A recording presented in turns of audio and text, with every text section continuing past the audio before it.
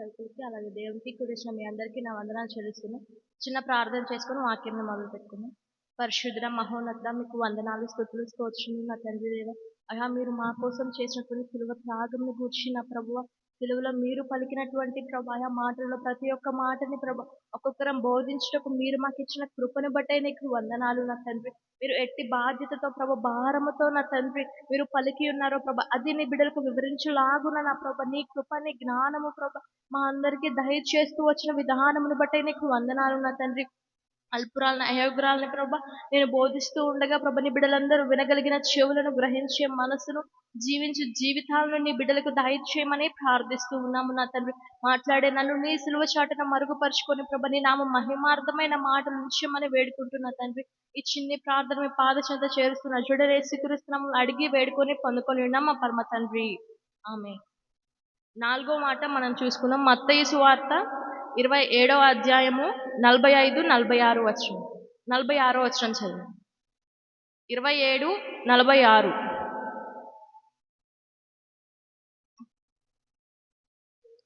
ఇంచుమించు 3 గంటలప్పుడు యేసు ఏలీ ఏలీ లామా సబక్తాని అని బిగ్గరగా కేక వేసెను.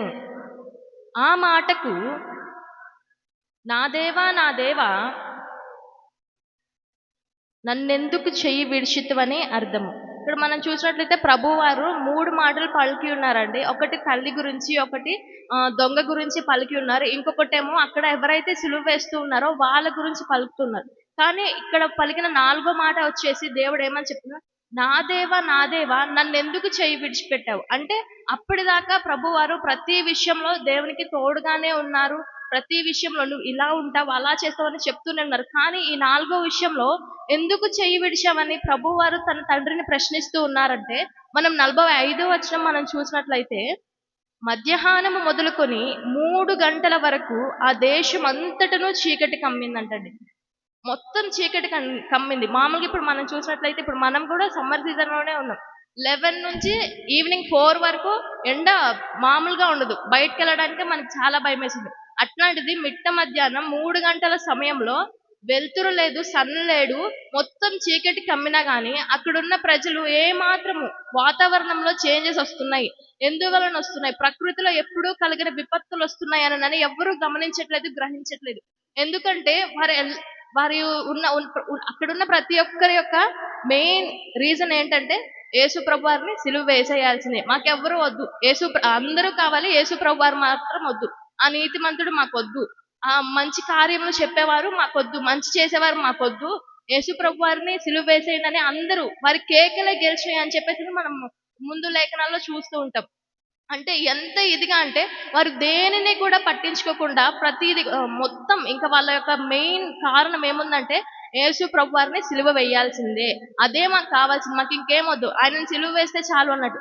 ఎన్ని చేంజెస్ వచ్చినాయి. దాని తర్వాత చూస్తే దేవాలయపు తెర నడుమికి చినుగుతుంది, ఎన్నో లేఖనాలు ప్రవచనాలు అన్ని నెరవేరుతున్నాయి. కానీ అవేవి కూడా అక్కడున్న వాళ్ళు శాస్త్రులు ఉన్నారు, ప్రధాన యాజకులు ఉన్నారు, పరిసయ్యులు ఉన్నారు, దేవుని వెంబడించిన ఆయన శిష్యులు ఉన్నారు, ఎంతమంది ఉన్నప్పటికీ వాళ్ళెవ్వరికి ఆ ప్రకృతిలో వచ్చే ఏమంటారు చేంజెస్ కానివ్వండి, మార్పులు కానివ్వండి, లేకపోతే అక్కడున్న వారిలో లేఖనాలు ప్రవచనాలు నెరవేరుతున్నాయి, ఎందుకు ఇలా జరుగుతుంది, వద్దు అని ఎవరు అనట్లేదు. ఇన్ని జరుగుతున్నా కానీ వారి హృదయాలలో ఏమాత్రము సిలువలో ఉన్న దొంగకి వచ్చిన మారు మనసు కానీ ఆ బిడ్డకి తెలిసినటువంటి సాక్ష్యము కూడా అక్కడున్న వారు దేవునితో నడిచిన వారికి తెలియలేకపోయింది. వారి హృదయాలు మూసివేయబడి ఉన్నవి.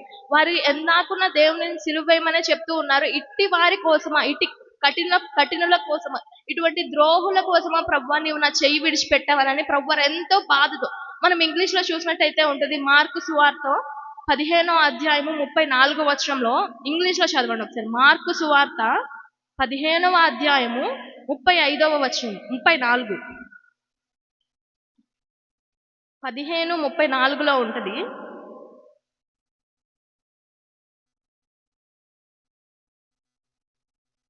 మార్కు సువార్త 15:34.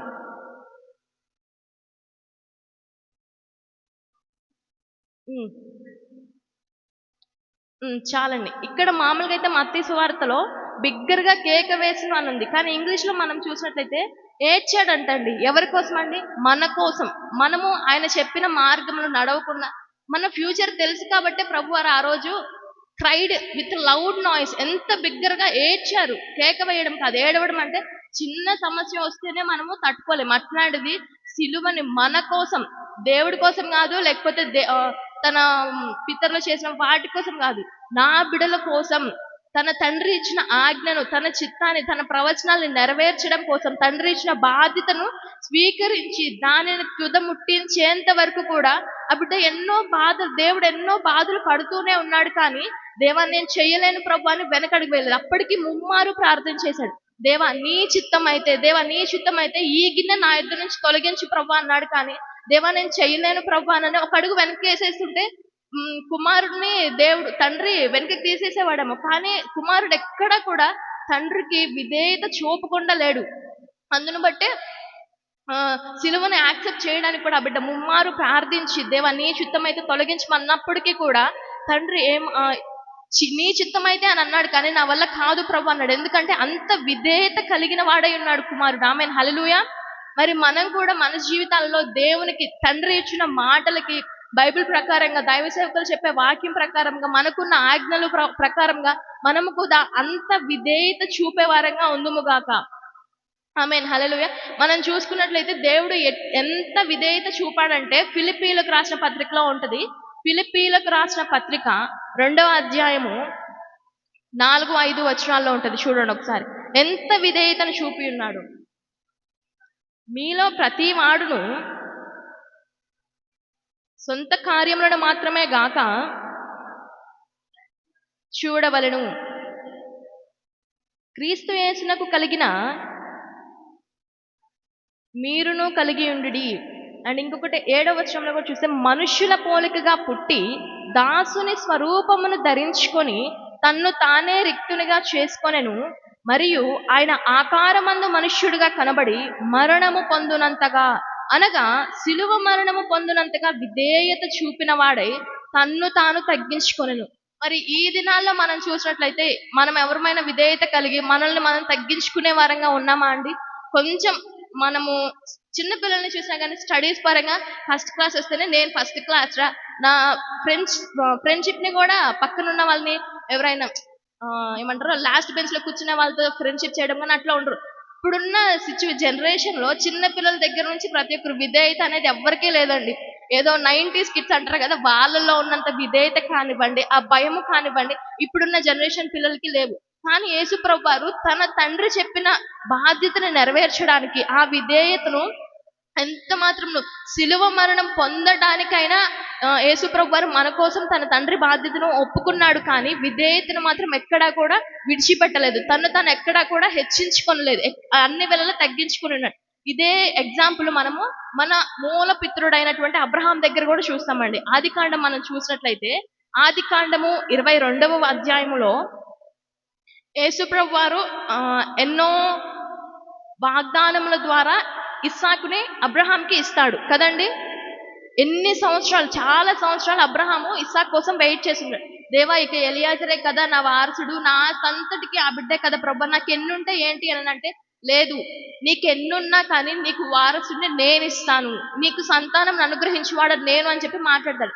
ఎంతో ఇష్టపడి కోరుకొని ఆ బిడ్డ కొరకు ఎదురు చూస్తూ ఉన్నటువంటి ఆ బిడ్డను దేవుడు తిరిగి నాకు బలర్పించమంటే అబ్రహాం ఎక్కడైనా కానీ లేదు ప్రభు నేను ఇయ్యను, నువ్వు నాకు 100 సంవత్సరాలకి గర్భఫలం ఇచ్చి ఇప్పుడు నా కుమారుని తీసుకొచ్చి ఇచ్చాయంటే నేను ఎట్లా ఇస్తా ప్రభు నన్ను వెనకాడాడండి. లేదు, ఎక్కడ కూడా వెనకాడలేదు. తన భార్యకి కూడా చెప్పలేదు కదండి. మనందరికీ తెలుసు ఆ స్టోరీ. తన భార్యకు కూడా చెప్పకుండా, శారా గారికి కూడా చెప్పకుండా అబ్రహాం తన కుమారుని తీసుకొని మోరియా పర్వతం మీదకి వెళ్ళిపోయేసేసి బలి ఇవ్వడానికి రెడీగా ఉంటాడు.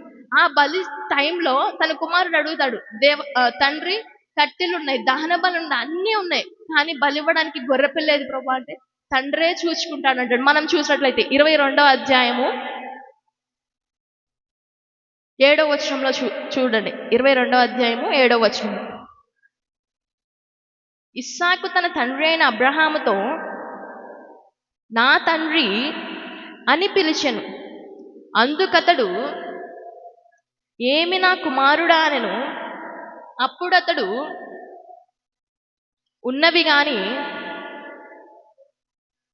అడుగగా చూసారంటండి, అడిగాడు కానీ అడిగినప్పుడు దేవుడే చూసుకుంటాడనని అబ్రహాం రిప్లై ఇస్తాడు. మనకు స్టోరీ తెలుసు కాబట్టి ఎక్కువ చదివించట్లేదు. తెలుసు.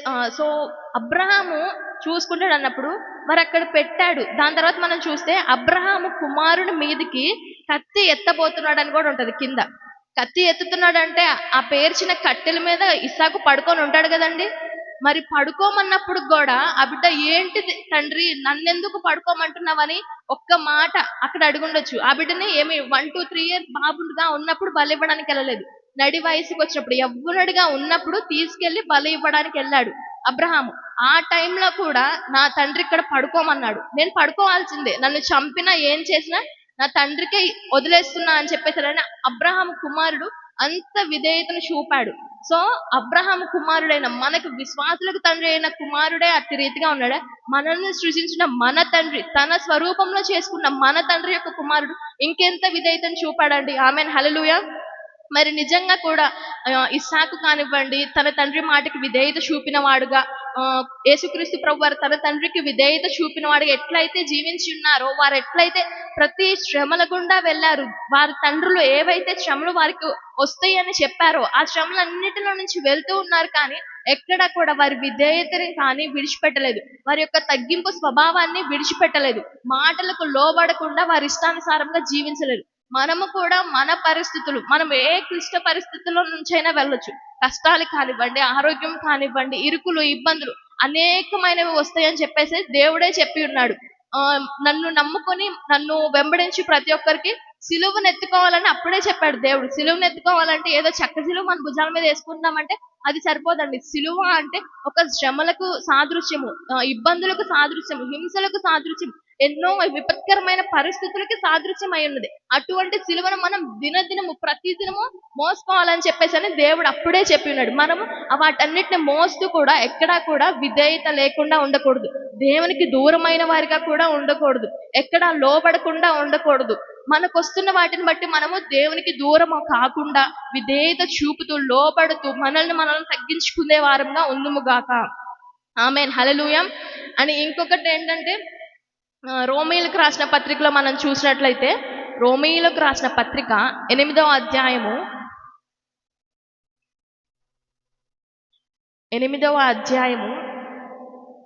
4వ వచనం. శరీరమును అనుసరింపక ఆత్మను అనుసరించియే ధర్మశాస్త్ర సంబంధమైన నీతి విధి నెరవేర్చబడవలనని నిమిత్తము పాప శరీరాకారముతో పంపి ఆయన శరీరమందు పాపమునకు శిక్ష విధించెను. ఇక్కడ మనం చూసినట్లయితే దేవుని కంటే ముందు ఏలియా అని పిలిచినప్పుడు, ఏలి లామా సబక్తా అని పిలిచినప్పుడు అందరూ అన్నారు ఏలిని పిలుస్తున్నాడు, ఏలియా వచ్చి రక్షింపవచ్చునేమో అని చెప్పేసి అనుకున్నారు. కానీ వాళ్ళందరికి తెలియదా అండి, ఏలియా కాదు రక్షకుడు ఈయనే అని చెప్పేసి అని యోహాను భక్తుడు ప్రకటనలు చేశాడు. ఎన్నో అరణ్య మార్గంలో కూడా యోహాను భక్తుడు, బాప్తిస్మిచ్చే యోహాను ప్రకటనలు చేశాడు. ఎన్నో ప్రకటనలు వచ్చినాయి. దేవుడే, నేనే తండ్రిని, తండ్రి నేను ఏకమై ఉన్నాము అని చెప్పి ప్రతిదీ కూడా చెప్పినప్పటికీ వారు ఏమంటున్నారు, ఏలియా అని పిలుస్తున్నాడు, ఇతడు ఏలియాని పిలుస్తున్నాడు కాబట్టి ఏలియా వచ్చి రక్షిస్తాడేమో అనుకున్నా. కానీ వీళ్ళకి తెలియదా రక్షకుడు యేసేనని? మనల్ని రక్షించడానికి వచ్చింది ఎవరండి? యేసుక్రీస్తు ప్రభువారే కదా. లూకాసు వార్తలో 19వ అధ్యాయం 10వ వచనంలో ఏముంటుంది చెప్పండి? నశించిన దానిని వెదకి రక్షించుటకు మనుష్య కుమారుడు వచ్చాడు. మరి మనుష్య కుమారుడు ఎవడండి? ఎవరు మనుష్య కుమారుడు? ఎవరు? యేసుక్రీస్తు ప్రభువారే కదా. మరి ఇన్ని చేస్తూ ఉన్నప్పటికీ, వాళ్ళకి అన్ని తెలిసినప్పటికీ అటువంటి వారి కోసం ఆ ప్రభువా నన్ను చేయి విడిచామని చెప్పేసి ఎంతో బిగ్గరగా కేక వేస్తూ దేవుడు బాధపడుతూ ఉన్నారండి. అదే రీతిగా మనం కూడా కొన్ని సిచ్యువేషన్స్ లో దేవుడు మనకు అన్నీ ఇచ్చాడు, కానీ కొన్ని సిచ్యువేషన్స్ ని బట్టి, మనము చేసిన క్రియలను బట్టే, కొన్ని సిచ్యువేషన్స్ అని మనము పాస్ట్ లో చేసిన క్రియలే ఫ్యూచర్ లో మనకి మంచి చెడు అనేది డిసైడ్ అయి ఉంటది. మనం హ్యాపీగా ఉన్నాము, మనం హెల్దీగా ఉన్నాము అంటే పాస్ట్ లో మనము మంచి కార్యాలు చేశాము, దేవుని అనుసరించి నడుచుకుంటూ ఉన్నాం కాబట్టి మనం ఇట్లా ఈ పొజిషన్ లో ఉన్నాము ఫ్యూచర్ లో అనుకోవాలి. మనం ఫ్యూచర్ ని బేస్ చేసుకొని, ప్రెజెంట్ ని బేస్ చేసుకొని పాస్ట్ లో మనం జరిగినవి మర్చిపోకూడదు. ఎందుకంటే పాస్ట్ ని బట్టి మన ఫ్యూచర్ అనేది ఎప్పుడూ డిసైడ్ అయి ఉంటది.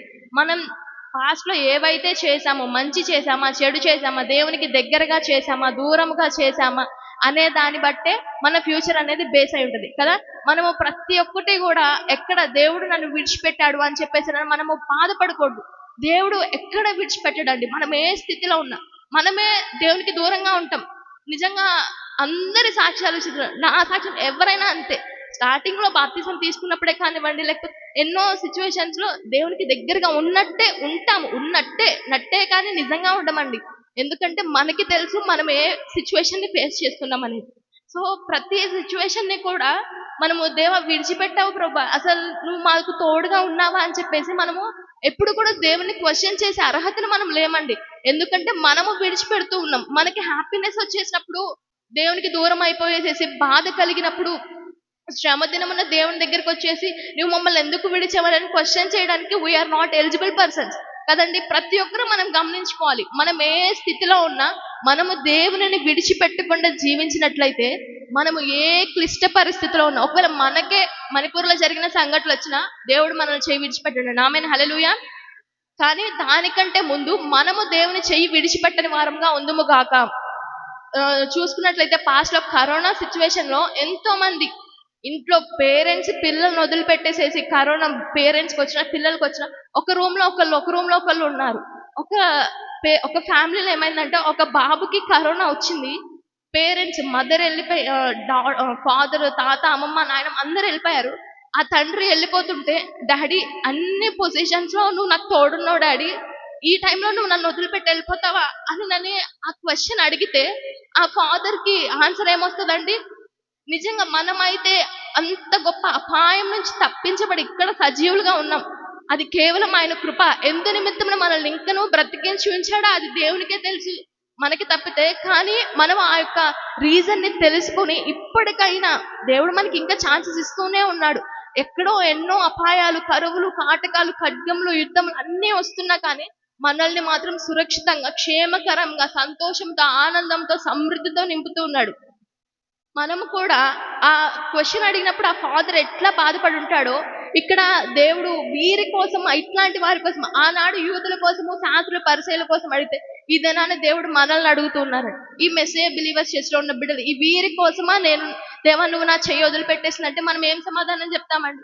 మనం అన్ని విషయాల్లో కరెక్ట్ గా ఉంటున్నామా? ఆ దేవుడు చెప్పిన ప్రతి దానిని మనము తూచా తప్పకుండా పాటిస్తూ ఉన్నామా? మన పేరెంట్స్ చెప్పిన మాటనే ఒక్కొక్కసారి మనం నెగ్లెక్ట్ చేస్తూ ఉంటాము. అట్లాంటిది దేవుడు ఇంత పరిశుద్ధమైన, పవిత్రమైన గ్రంథంలో రాసించిన ప్రతి లేఖనమును మనం ఎందుకు నెగ్లెక్ట్ చేస్తూ ఉన్నాము? ఎందుకంటే మనకు దేవుని యొక్క భయము లేదు కదండి. భయభక్తులు కలిగిన వారే భయభక్తులు కలిగి ఉండుటే జ్ఞానమునకు మూలం. మనము ఒక భక్తి ఉంటే సరిపోదండి, ఒక భయం ఉంటే సరిపోదండి, రెండింటిని కలిగి ఉండాలి. అప్పుడు మాత్రమే మనం దేవునికి లోబడుతూ, విధేయత చూపుతూ, అన్ని విషయాల్లో దేవుడు ఎట్లా అయితే మనకి రోల్ మోడల్ గా ఉన్నాడో, మనము మన ఫ్యూచర్ లో ఉన్న బిడ్డలకు కానివ్వండి, మనల్ని చూస్తూ పెరిగే వాళ్ళు చాలా మంది ఉంటారు కదండి. మనము మన పేరెంట్స్ ని చూసి కానివ్వండి, వెల్ ఎడ్యుకేటెడ్ పర్సన్స్ ని చూసి మనము వీళ్ళలా నేను అవ్వాలి, వాళ్ళలా అవ్వాలి, వాళ్ళలా ఫైనాన్షియల్ గా నేను సెటిల్ అవ్వాలి అని అనుకుంటాం. మరి మనల్ని చూసి కూడా కొంతమంది అనుకుంటారు కదండి. అట్లా మనము మన స్పిరిచువల్ లైఫ్ ని చూసి అనేకులు దేవా ఈ బిడ్డల్లాగా, పలానా సిస్టర్ లాగా నేను రోల్ మోడల్ అవ్వాలి ప్రభా అనే రీతిగా మనము తీర్చిదిద్దబడాలి. ఆమేన్, హల్లెలూయా. ప్రతి ఒక్కరము కూడా ఆనాడు దేవుడు వారి కొరకు చేయి విడిచిపెట్టినందుకు బాధపడి ఉన్నాడు. కానీ ఈ దినాన మన నిమిత్తము దేవుడు చేయి విడిచిపెట్టినందుకు బాధపడేవాడుగా ఉండకూడదండి. ఆమేన్, హల్లెలూయా. ఎందుకంటే మన ప్రవర్తన అనేది దేవుడు ఎట్టి రీతిగా ఉండాలని అనుకుంటూ ఉన్నాడో అట్టి రీతిగా ఉండేవారంగా ఉండాలి. ఒక్కొక్కరు సింగర్స్ కానివ్వండి, మ్యూజిషియన్స్ కానివ్వండి, ఒక్కొక్కరికి ఒక్కొక్క తలాంతి ఇచ్చాడు దేవుడు. ఇచ్చిన దాని అంతటిని మనము యూజ్ చేసుకుంటున్నామా, యూటిలైజ్ చేసుకుంటున్నామా? దేవుని సన్నిధిలో నాకు పనులున్నాయి, నేను ఫైనాన్షియల్ గా నా పిల్లల్ని చూసుకోవాలి, నా ఫ్యామిలీని సెటిల్ చేసుకోవాలని ఆ ఉద్దేశంతోనే, ఆ తపనతోనే ఉన్నాం. కానీ దేవుడు మనకిచ్చిన తలాంతులను, దేవుడు మన ఎడల కలిగి ఉన్న ప్రణాళికలను, దాన్ని అంతటిని మనం నెరవేర్చే వారంగా ఉంటే మనం కూడా ఆ రోల్ మోడల్ లా ఉంటాము. మనం కూడా దేవా నా చెయ్యి విడిచిపెట్టామని మనం క్వశ్చన్ చేయడానికి దేవుని దగ్గర ఉంటది. కానీ మనం దేవుని దగ్గర ఏమంటారు, ఫ్రెండ్షిప్ అనేది మంచి పొజిషన్ లో లేకుండా, ప్రతిదినం ప్రేయర్ చేయకుండా, ఎవ్రీడే ఎప్పుడైతే చర్చెస్ లో మీటింగ్స్ ఉంటాయో, ప్రేయర్స్ ఉంటాయో, వాటన్నిటికీ రాకుండా మనం దూరంగా ఉంటే మనం క్వశ్చన్ చేయడానికి మనం ఎలిజిబుల్ పర్సన్స్ మీ కాదు. సో ప్రతి ఒక్కరము కూడా దేవుడు ఎట్లా అయితే విధేయత కలిగి ఉన్నాడో, ఎట్లా అయితే తన తండ్రి చెప్పిన మాటలను ఏది కూడా మరణము పొందేంత వరకు కూడా విధేయత కలిగి ఉన్నాడు.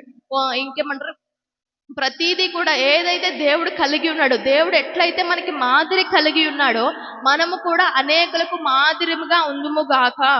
ఆమేన్. హల్లెలూయా. దేవుడి వాక్యము దీవించునుగా.